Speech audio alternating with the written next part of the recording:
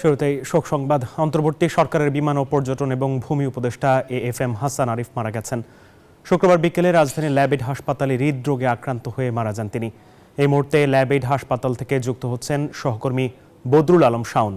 শাওন, হাসান আরিফের মৃত্যুর পরবর্তী এখন কি অবস্থা হাসপাতালে, আর নামাজে জানাজা কখন হবে সে বিষয়ে জানতে পেরেছেন কিনা আমাদের বলবেন।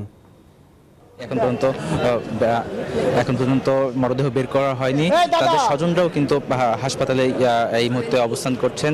আমরা হাসপাতাল কর্তৃপক্ষের সাথে কথা বলে আমরা যেটা জানতে পেরেছি যে আজকে রাত বাদ এশা রাজধানীর ধানমন্ডির 7 নম্বর মসজিদে তার প্রথম জানাজা অনুষ্ঠিত হবে। এরপর তার মরদেহ তার নিজ বাসভবনে রাখা হবে। এরপর আগামীকাল বেলা 11টার সময় সুপ্রিম কোর্ট প্রাঙ্গণে তার দ্বিতীয় নামাজে জানাজা অনুষ্ঠিত হবে।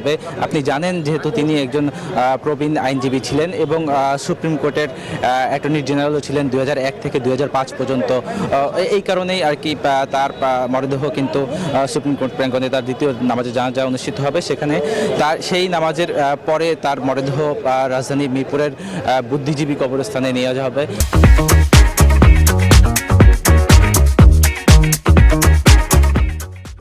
সেখানেই তার মরদেহ দাফন সম্পন্ন হবে। আমরা যতদূর জানতে পেরেছি যে তার যে স্বজনরা রয়েছেন, স্বজনদের মধ্যে প্রায় সবাই বর্তমানে দেশে অবস্থান করছেন। তবে শুধু তার এক মেয়ে, তিনি দেশের বাইরে থাকেন, তিনি এসে পৌঁছাননি।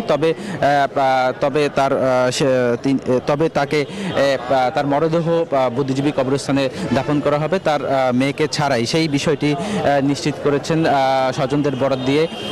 এর আগে আমরা দেখেছি প্রায় ঘণ্টাখানেক আগে কিন্তু প্রধান উপদেষ্টা ডক্টর মোহাম্মদ ইউনূস তিনি এসেছিলেন। তিনি 4 দিনের মিশরের সফরে ছিলেন। সেই সফর থেকে আজকেই তিনি বাংলাদেশে এসে পৌঁছান। এয়ারপোর্টে আসার সাথে সাথেই আসলে তাকে খবর দেওয়া হয় যে বেসরকারি বিমান এবং পর্যটন উপদেষ্টা হাসান আরিফ আর নেই।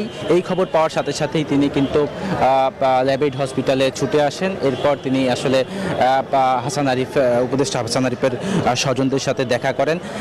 এরপরে আমরা দেখি যে বিএনপির মহাসচিব মির্জা ফখরুল ইসলামও কিন্তু হাসান আরিফের মরদেহ দেখার জন্য কিন্তু ল্যাবএইড হাসপাতালে এসেছিলেন।